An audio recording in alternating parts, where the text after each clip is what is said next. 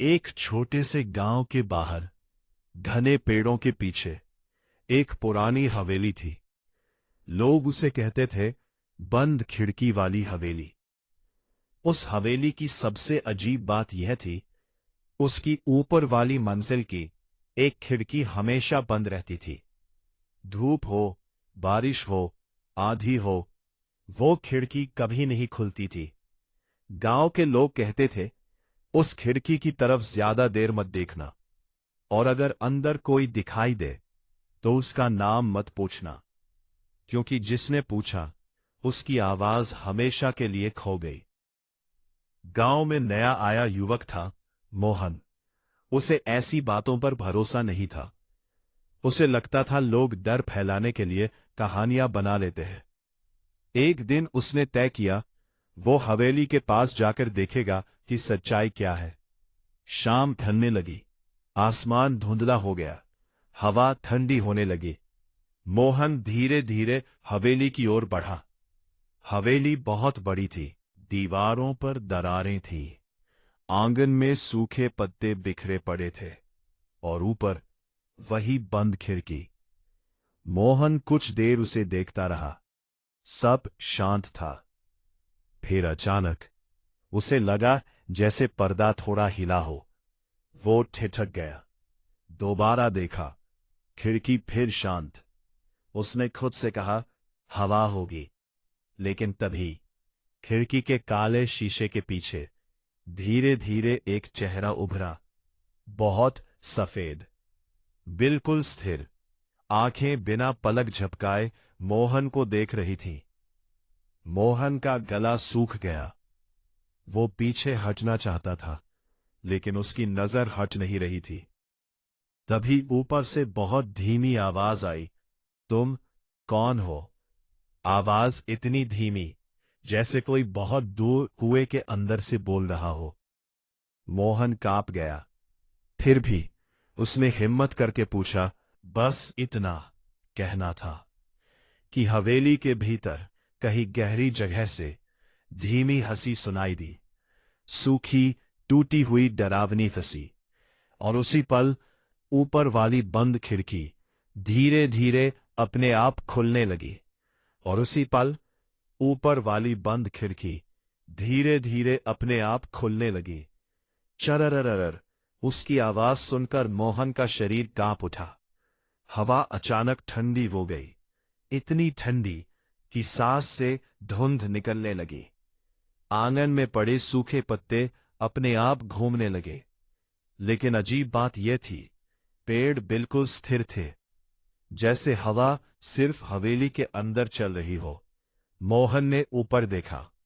खिड़की अब पूरी खुल चुकी थी, लेकिन अंदर अंधेरा था, इतना गहरा अंधेरा जैसे वहां रोशनी कभी पहुंची ही ना हो।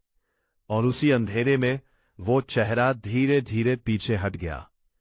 फिर आवाज आई, ऊपर आओ। मोहन का दिल तेज धड़कने लगा। उसने पीछे मुड़कर जाने की सोची, लेकिन तभी हवेली का बड़ा दरवाजा अपने आप खुल गया। धड़ाम, अंदर लंबा गलियारा दिखाई दिया।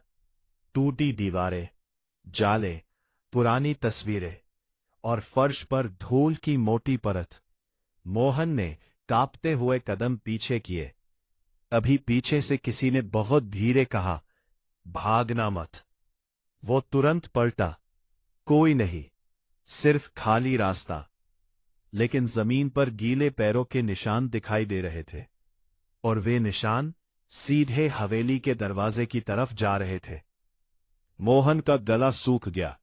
उसने खुद को समझाया, कोई आदमी होगा, लेकिन उसके मन में डर बैठ चुका था। फिर ऊपर से वही आवाज आई, तुमने पूछा था मैं कौन हूं, आओ दिखाती हो। मोहन ने हिम्मत जुटाई, धीरे धीरे हवेली के अंदर कदम रखा। वह अंदर पहुंचा। पीछे का दरवाजा अपने आप बंद हो गया।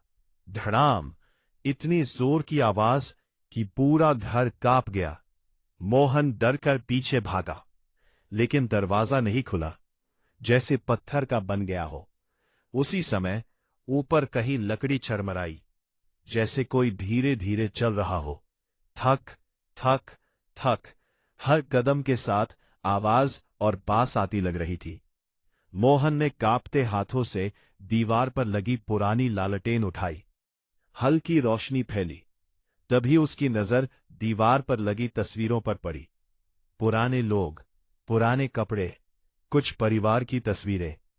लेकिन हर तस्वीर में एक चीज समान थी। सबके चेहरे खुरचे हुए थे, जैसे किसी ने जानबूझकर मिटा दिए हों। सिर्फ आंखें बची थीं, और वे आंखें जैसे उसे घूर रही थी। मोहन घबराकर आगे बढ़ा। गलियारे के आखिर में सीढ़ियां थीं, ऊपर वही मंजिल जहां बंद खिड़की थी।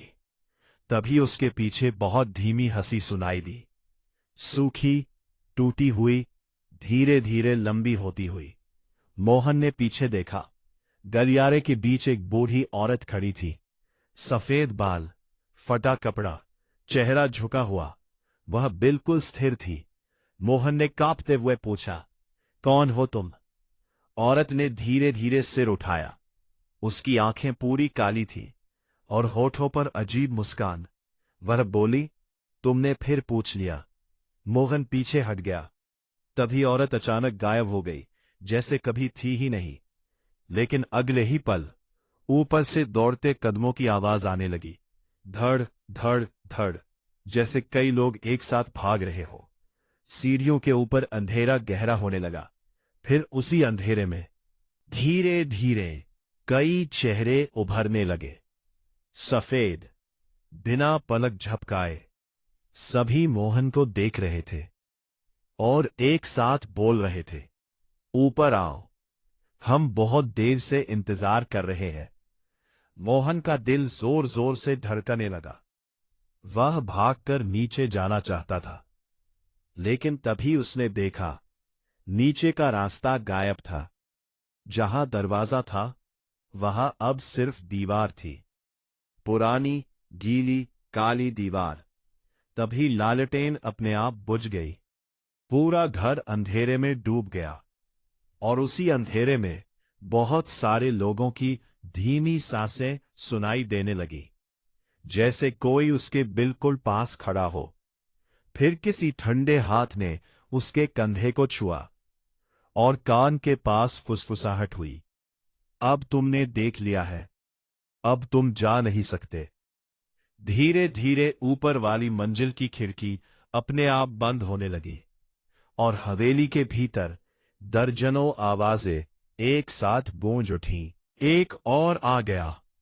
अगली सुबह गांव वालों ने हवेली के बाहर मोहन की चप्पलें देखीं, लेकिन मोहन कहीं नहीं मिला। उस दिन से ऊपर वाली बंद खिड़की के पीछे एक नया चेहरा दिखाई देने लगा, जो चुपचाप बाहर खड़े लोगों को देखता रहता था।